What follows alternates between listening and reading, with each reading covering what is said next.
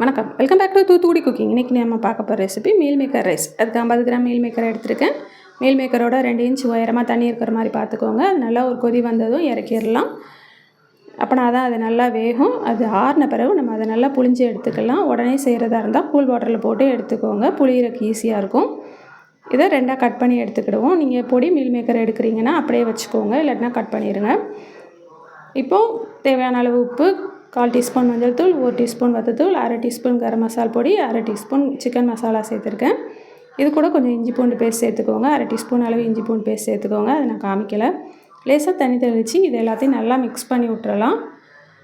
இதில் நம்ம வேக வச்சு எடுத்து வச்சுருக்கிற மீல் மேக்கரை சேர்த்து நல்லா விரவி விட்டுக்கிடுவோம். இப்போ அடுப்பை ஆன் பண்ணி கடாயை இதில் வச்சிடலாம். கடாய் நல்லா ஹீட் ஆனதும் 2 கரண்டி எண்ணெய் சேர்த்துக்கிடுவோம். எண்ணெய் ஹீட் ஆனதும் 4 பல் பூண்டு கட் பண்ணி அதில் சேர்த்துக்கிடுவோம். பூண்டு நல்லா வறுபடணும். நல்லா வறுபட்டதும் நம்ம வேக வச்சு எடுத்து வச்சுருக்கிற மீல் மேக்கர் இதில் சேர்த்துடலாம். மீல் மேக்கரில் மசாலா எல்லாம் சேர்த்துருக்கிறதுனால இதுவே போதும். இதுக்கு மேலே வேறு எதுவும் தேவைப்படாது.